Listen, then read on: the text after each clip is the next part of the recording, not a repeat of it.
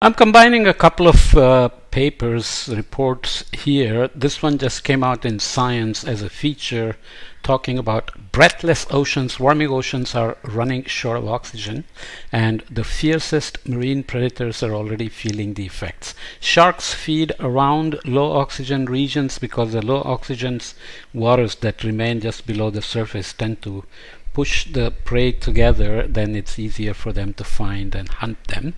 So that's a picture of some Spanish scientists off Canary Islands doing some research. They basically catch them, they tag them, and we'll see a figure here. For example, sea changes, low oxygen zones that form where currents concentrate depleted water along the western edges of the continents have grown over the past half century. Migratory blue and short-fin mako sharks tagged with tracking devices showed a preference for a large patch of low oxygen water off the northwest coast of Africa, perhaps because it confines their prey in shallow waters. That's a hypothesis. So we are looking at shark paths and how they come down and hunt in the low oxygen waters. So the colors here, we are looking at dissolved oxygen at 100-meter depth in milliliters per liters. As you know from basic oceanography, the concentration drops below about 5 milliliters per liter. We call them hypoxic waters, and if it drops below 2 milliliter per liter, we call them anoxic waters. And there is a bit of a breeze here through the window. Very hot summer day, but breeze is nice because I don't run the AC. I'll see if the sound is okay or not. As you know from places like Gulf of Mexico, the Mediterranean, various other places, eutrophication and runoff from land use and deforestation, urbanization, agriculture, etc. create seasonal deoxygenation or hypoxic anoxic regions in many places, which have trended because of increasing human activities and loadings in the rivers because of the floodplains being used for other human uses and so on. Nonetheless, here we are talking about global warming, which obviously increases CO2 and causes ocean acidification, which we have talked about elsewhere. There is a feedback between CO2 increase, the warming, and the stratification changes, how the ocean gets ventilated so that it can take oxygen from the atmosphere and move it down into deeper parts of the ocean and so on. In a natural process, let me close the window here because the winds are...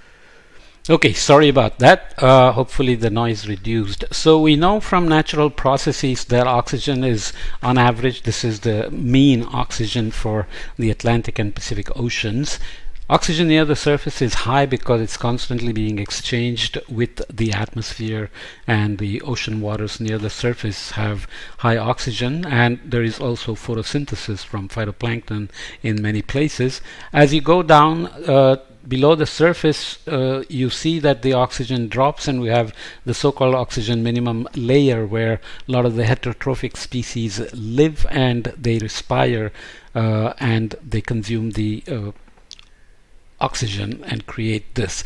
And there is an acute reason why it increases again below the surface, because there is water sinking in the North Atlantic, which brings down oxygen with it.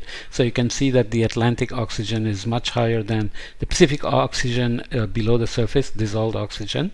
And Pacific has older waters, but still you can see that its deeper waters also increase a little bit compared to the oxygen minimum zone, which again has something to do with this global thermohaline circulation, which I have talked about elsewhere.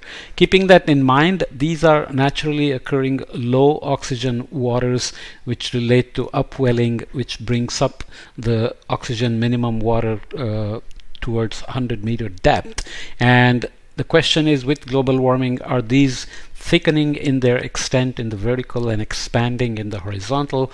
There are many examples from the Oregon waters here which are getting deoxygenated, and jellyfish come in when that happens because many of the species that require oxygen get pushed out. Jellyfish can manage with lower oxygen and they compete better in a low nutrient, low oxygen environment and so on. So the jellyfish population has generally expanded as well. Okay, so those are the related issues. Coming back to the science feature article, troubled waters, average oxygen levels in the ocean have fallen by 2% over the past 50 years and could fall 20% by the end of this century, making some parts of the oceans less habitable to sea life. Seems obvious, and the paper also argues that people are paying a lot of attention to ocean acidification. Its impacts are being seen in some places, but the argument here is that deoxygenation is going much faster and it's having a bigger impact and could be a bigger concern as we go forward. So coastal regions, which are particularly vulnerable to nutrient runoff, sediment loading and deoxygenation, are being looked at here, as well as the open ocean. Nutrients such as synthetic fertilizer fuel so-called dead zones, deep water with little or no oxygen. The largest in the Baltic Sea can cover an area of the size of Ireland. Okay, so here greenhouse gas emissions contribute to increased atmospheric temperatures as we go into the open ocean. So runoff of nutrients can create dead zones, as I mentioned here, and you get degraded organic matter falling and deep waters with low oxygen spread out away from the coast towards the open ocean. The processes 1, 2, 3 and 4 are shown here. Biomass production. Nutrients such as nitrogen and phosphorus are flushed into coastal water, sparking algae blooms. The algae blooms are so large that the zooplankton cannot grow in time to chow them down, graze them down. So you have dead matter sinking, dead photosynthesized matter sinking, and aerobic microbes eating it and consuming the oxygen and creating large regions of dead zones where the oxygen can fall below 5 milliliters per liter or even 2 milliliters per liter. Those fish that can swim can run away, but the shellfish and others, bottom dwellers, which cannot move, end up dying in large numbers. Naturally, also in the Benguela Angola dome, we have naturally occurring annual deoxygenation, which ends up with millions of dead fish on the beach, for example. Second here, dead zone, the algae dies and sinks to the bottom where microbes feast on it and consume oxygen. In the 3 here, 200 to 800 meter, the oxygen minimum zone expansion. So we are having expanded minimum oxygen zones, which are affectionately known as OMZs. OMZs. OMZ is closer to OMG, so OMZs are going to be OMG pretty soon. As oxygen levels fall in the ocean, regions that are now naturally low in oxygen because of current patterns are expanding vertically. Their area also grew by some 4.5 million square kilometers over the past half century. In 4 compressed habitats, so as these OMZs grow, they threaten to displace fish that seek more oxygen-rich waters near the surface. There are concerns this could make them more vulnerable to overfishing. So ships are hanging around and trying to catch fish, so they may soon begin to put their lines and nets deeper over the oxygen minimum zones, which are expanding upwards, and catch more fish. Okay, so in terms of processes, coming back here, we have sun's energy and greenhouse gases affecting the ocean warming.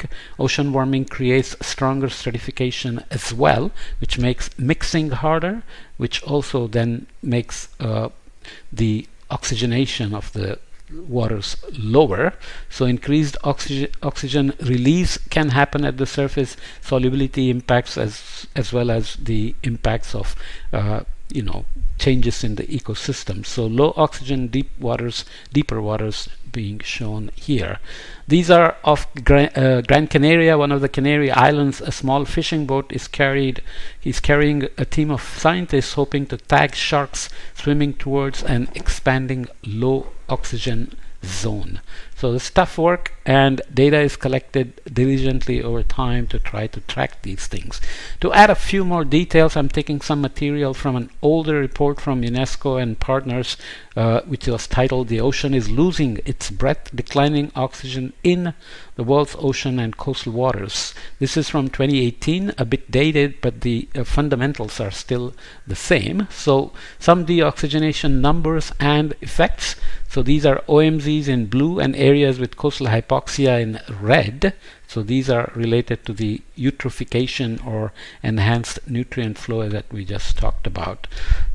This is from some papers that are mentioned here, so including oxygen effects from Killing and Garcia, Diaz and Rosenberg, Carstensen, and so on. Okay, so what are the processes? During the past 50 years, the area of low oxygen water in the open ocean has increased by 4.5 million square kilometers that we just mentioned. World's oceans are now losing approximately 1 gigaton of oxygen each year. Okay, there is a lot of oxygen in the atmosphere, but there is very little oxygen in the ocean. There is very little CO2 in the atmosphere, even though it's important as a greenhouse gas, but there is a lot of CO2 in the ocean. So we have to remember these. So deoxygenation is important because there's already little dissolved oxygen available. The Millennium Ecosystem Assessment released by the United Nations in 2005 reported that supply of nitrogen-containing compounds into the world's oceans grew by 80% from 1860 to 1990. For individual coastal water bodies, the increase has been as high as 100-fold or more. Okay, that's something to remember. And there are obviously some hotspots along here in the Gulf of Mexico and the east coast of the US and all over the Mediterranean, as well as the Black Sea and you have, sorry, North Sea, Mediterranean, Indian Ocean. There are some unique physics circulations that matter here as well. One of the largest naturally occurring oxygen minimum zone is here in the Arabian Sea and so on. But you can see that all coasts are generally hotspots. Upwelling of low oxygen waters can cause massive fish kills, but also bring nutrient-rich waters to the surface to fuel fisheries production. Deoxygenation alters the goods and services delivered by marine ecosystems for humans.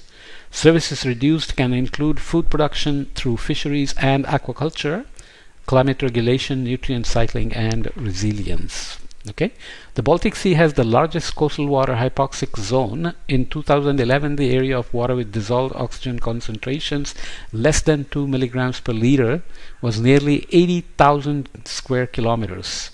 Over 500 coastal water bodies now report dissolved oxygen concentrations below 22 milligrams per liter. This is from Diaz. I think that is 22, but please check if maybe 2.2. 22 seems very high. Okay, so you understand the various issues involved here, but you can also see again the processes. Warming from more abundant greenhouse gases creates stratification changes and mixing changes in the ocean. Coastal regions are much more vulnerable to deoxygenation, but deeper oceans are catching up because the warming in the deeper ocean is expanding as well in depth and in width and so on. So there are heat flux exchanges between land and ocean. So you have the estuary, shelf, and open ocean here. You have 0% oxygen, so 0 to 100% oxygen. So you have saturation here, some increase with the various processes, oxygen minimum zone that we talked about. So generally winds and mixing tend to be stronger in the coastal regions, but as you head towards the open ocean, it depends on where you are. In the subtropical gyres, it's downwelling and converging and downwelling. In the equatorial regions, it's upwelling and so on and so forth. Here again, oxygen going 0 to 100%, you can see the profile. You get hypoxic waters with saturation happening just above it. Excess nutrients from watershed are exported to coastal waters, as we just mentioned. There is also the loss of subaquatic vegetation because of human activities and other reasons, which also create oxygen loss and so on. Concern that feedbacks could worsen deoxygenation and warming. So you have various activities that have feedbacks between them. Phosphorus release from sediment can increase from increased marine deoxygenation because of the various processes, denitrification and so on. Increased biological production, which again increases marine deoxygenation, which can increase N2O production, which is a very strong greenhouse gas, 200 times stronger than CO2. and that can cause increased global warming and again have a impact on increased marine deoxygenation. Okay, so these are things to keep in mind. There is also an impact of N to P ratio, because the human released nutrients have a different N to P ratio than what naturally occurs in waters, sea waters, coastal waters. And this affects the species composition, because the phytoplankton that have evolved to respond to the NTP ratios that occur naturally, and we are seriously and rapidly perturbing this ratio as well. So ecosystem perturbations can go down the food chain. The other global warming, acidification, deoxygenation links are shown here. Atmospheric CO2 is increasing, which is causing warming, which is increasing stratification and reducing ventilation of ocean waters, and increased respiration is occurring, including nutrients, fisheries, and other stressors coming in, and that's leading to increased CO2 in the water and acidification, but reduced O2 and deoxygenation. So the CO2 acidification is getting a lot of attention, deoxygenation is getting some attention, but the argument in the Science feature article is that it's not getting as much attention as it should, because it could outpace the impact of acidification very soon, if it's not already doing that. Just to conclude with some action items, specific steps to slow and reverse deoxygenation will vary among locations depending on the cause of the problem, co-occurring stressors, and locally specific capacities and demands. However, the general strategy for restoring the ocean's oxygen and minimizing the impacts of deoxygenation will require the following: reduction of greenhouse gas emissions that cause atmospheric and ocean warming, which is part of the larger Paris Agreement. Reduction of nutrient inputs that exacerbate oxygen loss in coastal waters and semi-enclosed seas. These tend to be very local problems. Global agreements exist, but they don't directly address such issues, but one is tracking planetary boundaries and other ideas to look at how we are affecting coastal regions.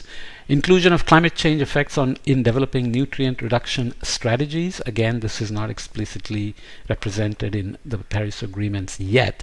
Alleviation of anthropogenic stressors that threaten resilience and increase vulnerability of marine ecosystems to deoxygenation. Good idea, but how to do that is not always so obvious.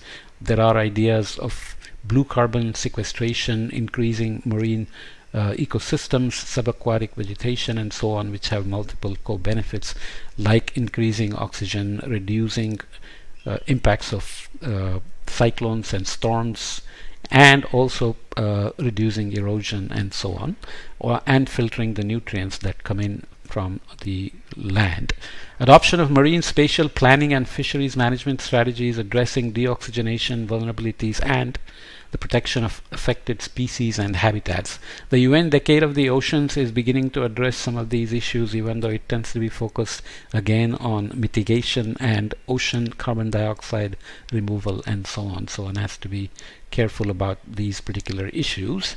Recognition of ocean deoxygenation as one of the multiple climate stressors, which should happen. Work to unify research, management, and policy actions in the coastal and open ocean across biology, geochemistry, and physics, across problems of warming, acidification, and deoxygenation, and across academic, industry, and government and regulatory sectors.